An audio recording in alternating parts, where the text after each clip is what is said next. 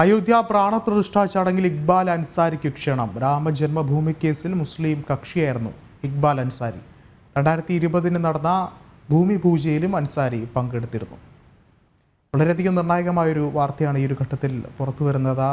രാമജന്മ ക്ഷേത്രവുമായി ബന്ധപ്പെട്ടുള്ള പ്രാണപ്രതിഷ്ഠാ ചടങ്ങിന് വളരെയധികം ഒരുക്കങ്ങൾ നടക്കുന്നൊരു സാഹചര്യത്തിലാണ് നിലവിൽ വിവിധ മേഖലകളിലുള്ള പ്രശസ്തരായ പല ആളുകളെയും ഇത്തരത്തിൽ ക്ഷണം അറിയിച്ചിട്ടുള്ളത്. അതിലേറ്റവും പ്രധാനപ്പെട്ട ഒരാളാണിപ്പോൾ ക്ഷണം ലഭിച്ചിട്ടുള്ള ഇക്ബാൽ അൻസാരി. രാമജന്മഭൂമി കേസിൽ മുസ്ലിം കക്ഷി കൂടിയായിരുന്നു അദ്ദേഹം എന്നാണ് അറിയാൻ സാധിക്കുന്നത്. നിലവിൽ 2020 നടന്ന ഭൂമി പൂജയിലും അൻസാരി പങ്കെടുത്തിരുന്നു. അയോധ്യയിലെ പ്രാണപ്രതിഷ്ഠ ചടങ്ങിലാണ് ഇക്ബാൽ അൻസാരിക്ക് ക്ഷണം ലഭിച്ചിരിക്കുന്നത്. ഗൗതം ചേർന്നുണ്ട്. ഗൗതം, എങ്ങനെ നോക്കിക്കാണാം?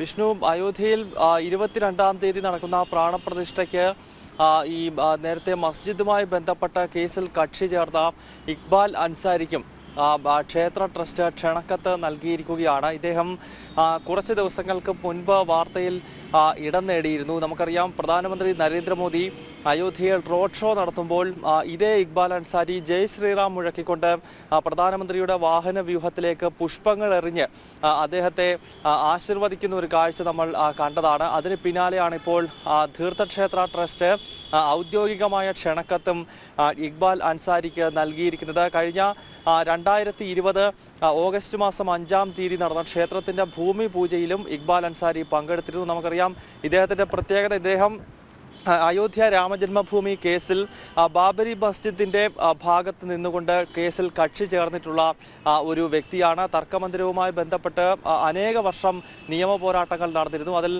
961 മുതൽ നടന്നിട്ടുള്ള നിയമയുദ്ധങ്ങളിൽ മുസ്ലിം കക്ഷിക്ക് വേണ്ടി, അതായത് അവിടെ നിലനിന്നത് ഒരു മുസ്ലിം പള്ളിയാണ് എന്ന വാദം ഉയർത്തിപ്പിടിച്ചുകൊണ്ട് മുസ്ലിം കക്ഷിക്കായി ഈ കോടതിയിൽ ഹാജരായിരുന്ന, അല്ലെങ്കിൽ നിയമ പോരാട്ടങ്ങൾ നടത്തിയിരുന്ന ഒരാളാണ് ഇക്ബാൽ അൻസാരി. ഇദ്ദേഹം രാമക്ഷേത്രവുമായി ബന്ധപ്പെട്ട് സുപ്രീം കോടതി പുറത്തുവിട്ട വിധി പ്രസ്താവം, അതിനെ അന്ന് തന്നെ സ്വാഗതം ചെയ്തിരുന്നു.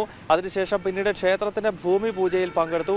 ഇത് കൂടാതെയാണ് കഴിഞ്ഞ ദിവസം പ്രധാനമന്ത്രി അയോധ്യയിലെത്തിയപ്പോൾ പ്രധാനമന്ത്രിക്ക് നേരെ പൂക്കൾ എറിഞ്ഞുകൊണ്ട് ജയ് ശ്രീറാം ഇക്ബാൽ അൻസാരി മുഴക്കുന്നതിന്റെ ദൃശ്യങ്ങൾ നമ്മൾ കണ്ടത്. എന്തായാലും ഇപ്പോൾ ഔദ്യോഗികമായി രാമജന്മഭൂമി തീർത്ഥക്ഷേത്ര ട്രസ്റ്റ് അൻസാരിക്ക് ക്ഷണക്കത്ത് നൽകിയിരിക്കുന്നു. എന്തായാലും ഇദ്ദേഹവും 22-ാം തീയതി നടക്കുന്ന പ്രാണപ്രതിഷ്ഠാ ചടങ്ങിൽ പങ്കെടുക്കുമെന്നാണ് മനസ്സിലാക്കാൻ കഴിയുന്നത്. വ്യക്തമാണ്. ഗൗതമാണ് വിശദമായ റിപ്പോർട്ടുകൾ പങ്കുവച്ചത്.